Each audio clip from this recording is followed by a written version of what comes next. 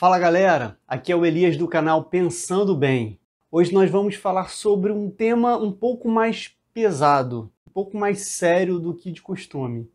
Pecado para a morte. Você sabe que tipo de pecado é esse? Você sabe o que João quis dizer quando usou esse termo? Essa expressão foi usada na primeira carta de João e divide opiniões entre teólogos e estudiosos. Talvez seja um dos versículos mais difíceis de interpretar, de bater o martelo e dizer é isso ou é aquilo da Bíblia. Se você se interessou no assunto, eu já te peço que você deixe o seu like. Se não for inscrito no canal ainda, se inscreva e vamos embora pro vídeo.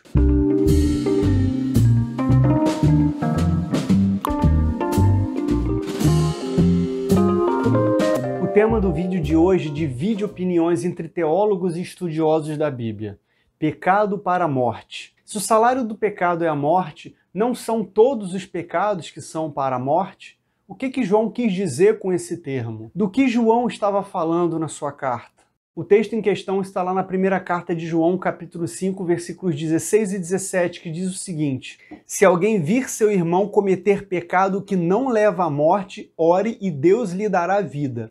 Refiro-me àqueles cujo pecado não leva à morte. Há pecado que leva à morte. Não estou dizendo que se deva orar por este. Toda injustiça é pecado, mas há pecado que não leva à morte. Bom, como eu falei, esse texto é polêmico. Existem pelo menos 3 correntes teológicas que tentam explicar o que João estava falando. Aqui eu vou apresentar essas 3 correntes de pensamento e vou dizer qual é a opinião que eu tenho em relação a esse assunto. A primeira corrente diz que o pecado para a morte é apostasia, ou seja, a pessoa renunciar à sua fé, a pessoa negar a Cristo. A pessoa que comete esse pecado vai para o inferno. E aqueles que defendem essa corrente acreditam que, na verdade, a pessoa que rejeita a Cristo, que nega a Cristo, no fundo ela nunca foi convertida de verdade. Então João estaria falando da morte espiritual, pecado para a morte espiritual, aquele pecado que leva a pessoa para o inferno. Seria disso que João estaria falando de acordo com a primeira corrente de pensamento. Eu não concordo com essa corrente.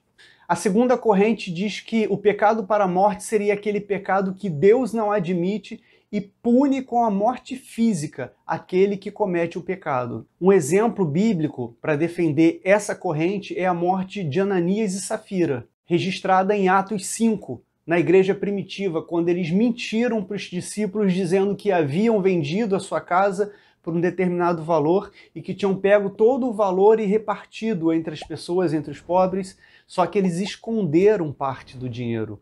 E aí, quando descobriram a mentira, eles morreram imediatamente. As pessoas que defendem essa segunda corrente defendem que Ananias e Safira cometeram esse pecado para a morte e que seria morte física que João falava, e não morte espiritual. Ou seja, a pessoa morre fisicamente, mas não quer dizer necessariamente que ela vai para o inferno. Também usa um exemplo de um homem que adulterava com a esposa do seu pai, um exemplo que Paulo cita lá na primeira carta aos Coríntios 5, e nos versículos 1 e 5 diz: Por toda parte se ouve que há imoralidade entre vocês, imoralidade que não ocorre nem entre os pagãos, a ponto de alguém de vocês possuir a mulher de seu pai.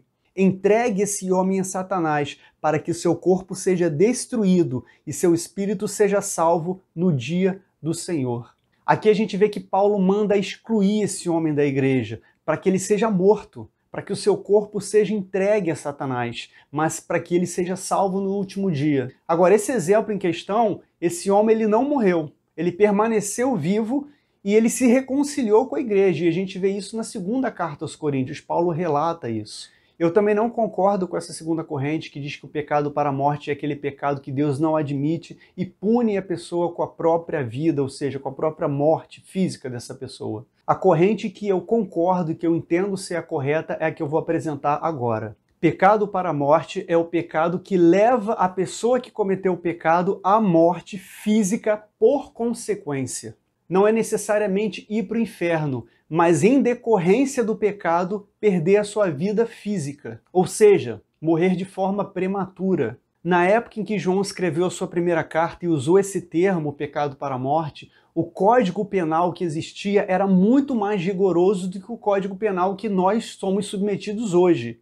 Naquela época, muitos pecados não só eram considerados crimes, como tinham como sentença a morte. Então João poderia muito bem estar se referindo a pessoas que cometeram pecados em que tiveram como condenação a sentença de morte. Pessoas que estavam condenadas à morte por causa de um pecado que cometeu.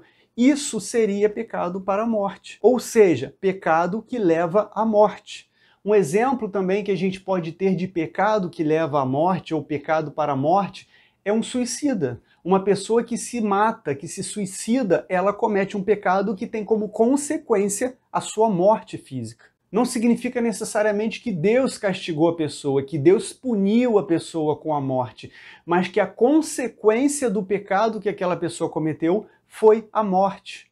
Se uma pessoa morre em decorrência de um crime, por exemplo, que é um pecado, ela cometeu um pecado para a morte. Na minha opinião, era disso que João tratava. Pecado que leva à morte. Aí pode surgir uma outra dúvida, né? E se um crente, um cristão salvo em Jesus Cristo, morrer cometendo um pecado para a morte, ele perde a sua salvação?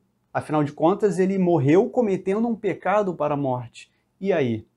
Se você quiser a resposta, eu vou pedir para você assistir esse vídeo que eu já gravei, que é justamente essa pergunta. Salvação se perde? Esse vídeo responde a essa pergunta.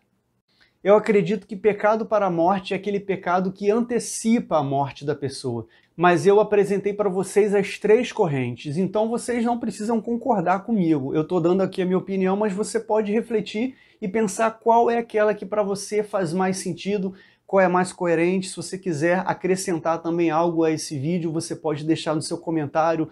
Deixa aí a sua opinião, deixa aí o seu comentário e a gente pode aprofundar ainda mais esse tema.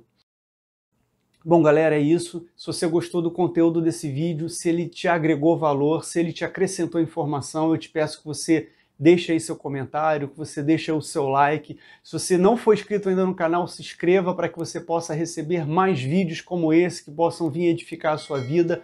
Muito obrigado por estar participando até aqui. Eu te agradeço e até o próximo vídeo. Fique com Deus.